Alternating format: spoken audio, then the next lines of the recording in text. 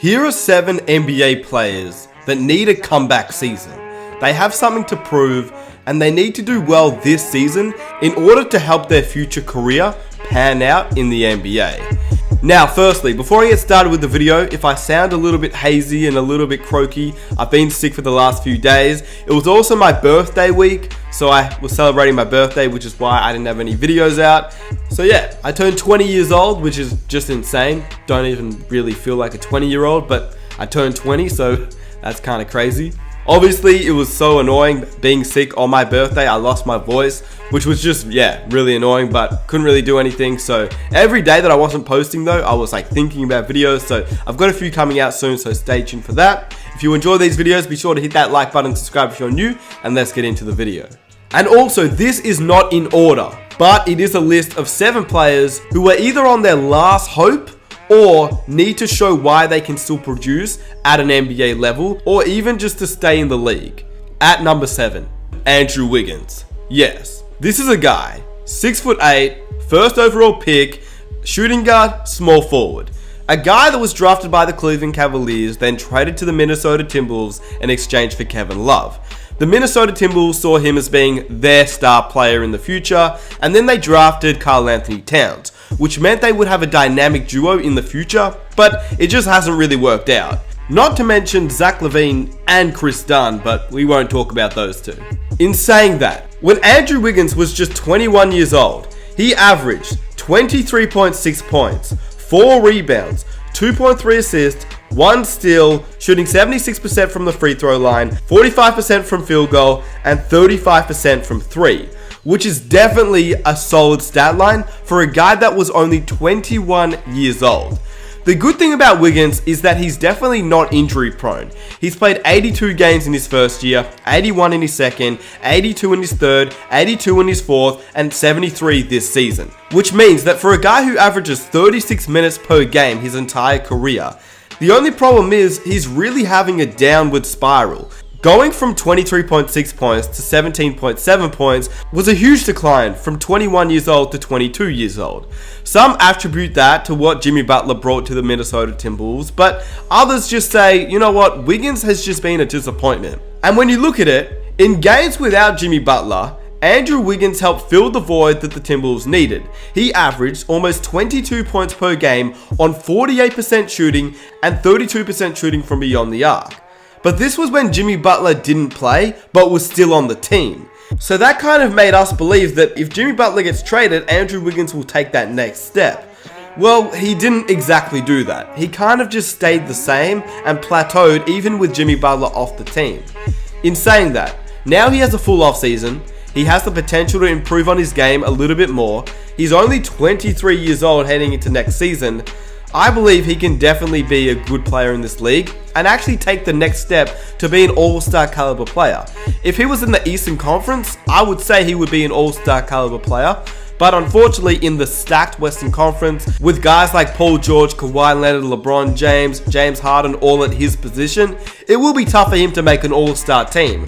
Push him back to what he did at 21 years old, almost averaging 24 points per game, shooting 35% from the 3. We've seen it before. That's the thing. We have seen what he can produce on the floor at such a young age. So it's not out of this world to say that, he could be an all-star caliber player and he could average around 25 points per game because he almost averaged 24. So whilst he has been a disappointment on both the offensive and defensive floor, he can still improve on his game as he is still so young. But if he doesn't, this is his last hope, to be an all-star player in the league and to not be named a bust. And it almost seems a little bit weird to name a 20-point scorer as a bust, but he was the first overall pick that was projected to be a star player in this league, and he definitely hasn't lived up to that. But I do not cancel him out like a lot of other people have, and I do believe that he can have a bounce back season. Number 6, Dennis Smith Jr. Dennis Smith Jr. was a top 10 pick. In 2017, he was selected 9th overall by the Dallas Mavericks. He's a guy that came into the league with crazy athleticism. And when you look at his high school mixtapes and his college mixtapes, and even what he's done in the dunk contest, he is like that. His athleticism is off the charts. Unfortunately, he hasn't been amazing in the NBA. He's only really averaged around 14.5 points through his entire career and around 5 assists.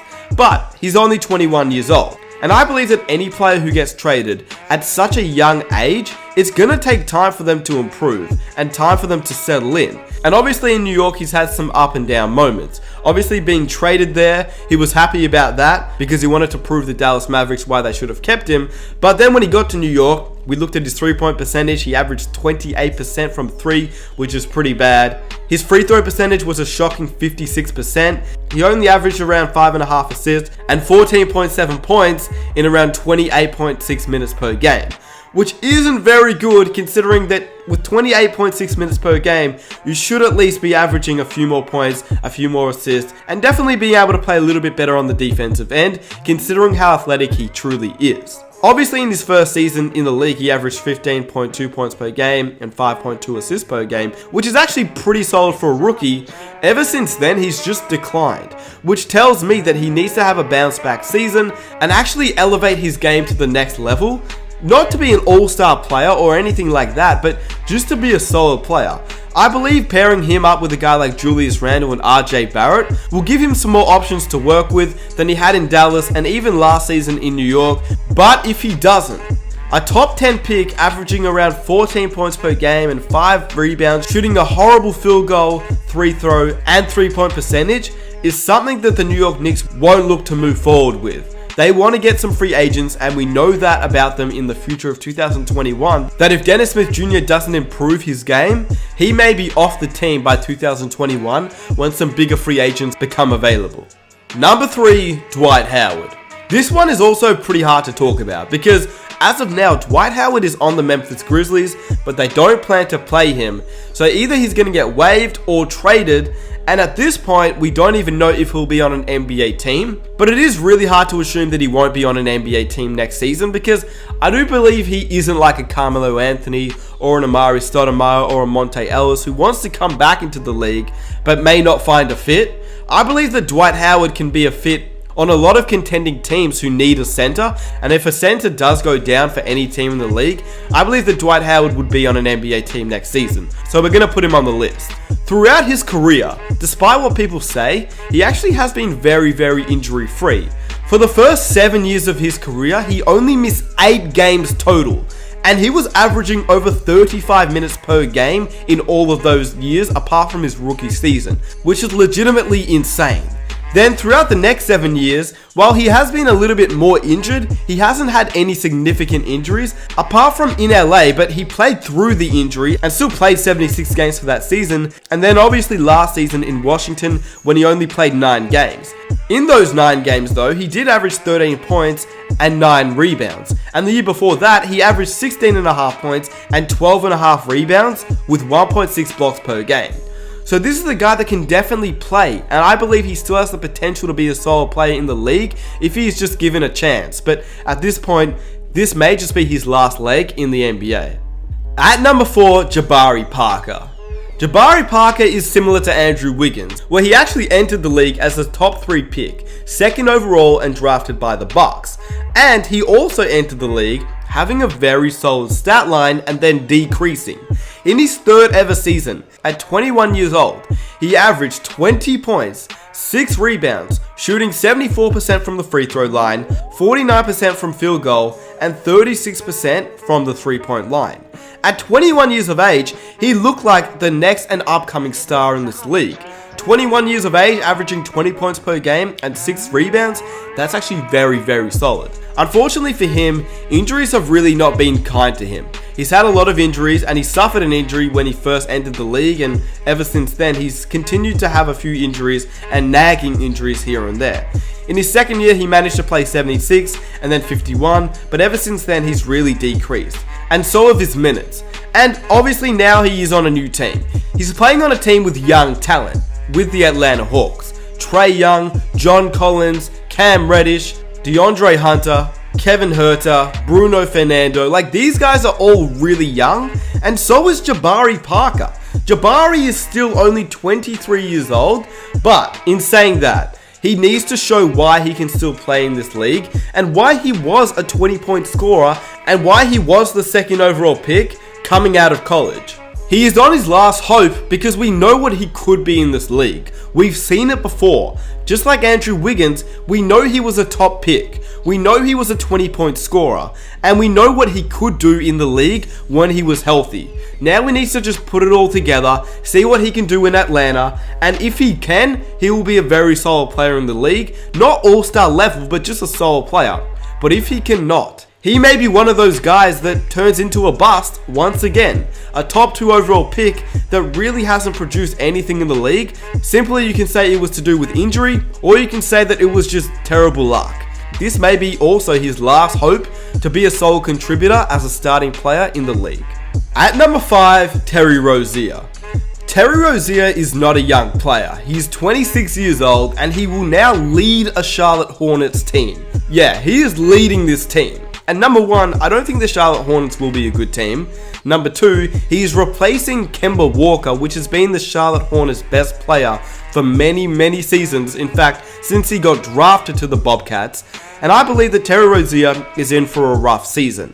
But I do believe that even despite the contract that they paid him, he can be a solid player, especially on a bad team with literally nobody else. The stats that he possessed while in Boston don't really reflect how good he really is. He's bound to have an increase in his stats and production, but as a whole, if he doesn't do this and he just plateaus as a player in Charlotte, this may affect his potential as being a future starting point guard in the league, which he has wanted his entire career. But if he cannot advance his game, this may be the end of Terry Rozier and his future as a starting point guard in the NBA. At the end of the day, I believe that this is a make or break season for Terry Rozier because all the pressure's on him. Number 2, DeMarcus Cousins. This is a guy that was once seen as the best center in the entire league. In fact, that was literally before he tore his Achilles just 2 seasons ago. His last season, before joining the Warriors, he was seen as the greatest big man in the league. And it's fair enough. 25 points, 13 rebounds, 1.6 steals, 1.6 blocks. He was insane. A guy that could not be stopped alongside Anthony Davis. And he is playing with Anthony Davis.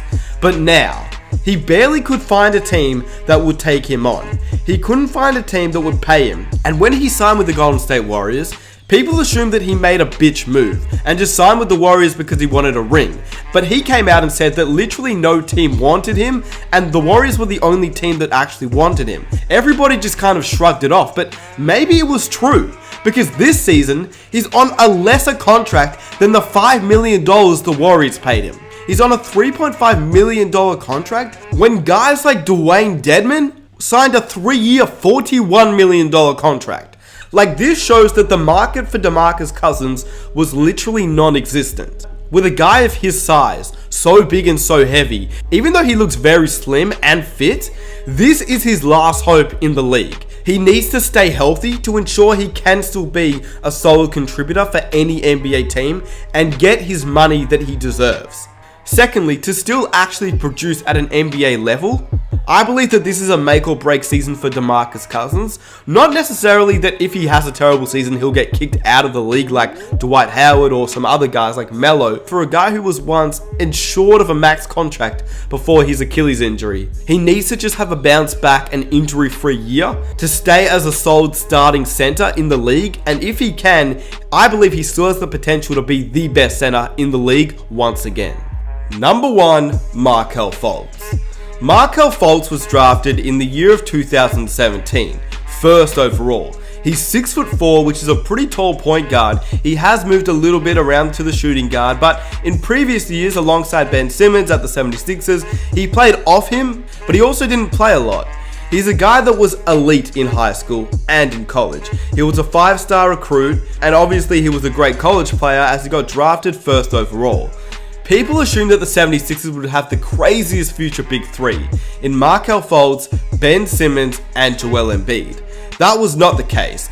For a guy that's only played 33 games his entire career and has been injured, and then there's been reports that he's had mental issues where his shot mechanic is off, but it's not his actual shot mechanic or his shoulder or his elbow, it's all inside his head. This is something that we haven't really seen before.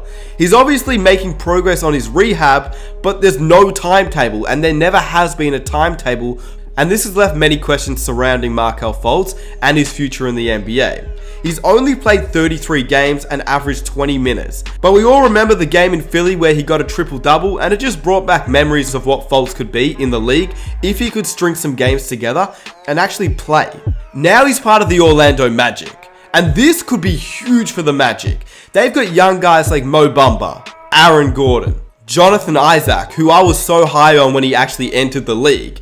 If you can pair Markelle Fultz with a young core of Aaron Gordon, Mo Bamba, Jonathan Isaac, even if you didn't have Vooch, Fournier, Terrence Ross, Augustine, just including this young core, if Fultz can play anywhere near the way he played entering the league, Mo Bamba can put on some size, Jonathan Isaac can take that next step. This is still a young core that can be very scary in an Eastern Conference if they can string some games together and get some chemistry. In saying that, if he cannot get back to how he played, and if we can see that his shooting mechanics and his shoulder injury is more serious and is career threatening, then Fultz may be out of the league before we know it, which will just be devastating, and he will go down as one of the biggest busts in NBA history, which is just unfortunate because, like Greg Oden, it wasn't his fault. It's just the way that his injuries happened to ruin his career. With that said, if you guys enjoyed this video, it was a little bit of a long one. I'd appreciate if you guys could drop a like, subscribe if you're new. Be sure to hit the notification button so you don't miss an upload. Follow me on Instagram to stay up to date to see what I get up to in my personal life. And with that said, I am out. Peace.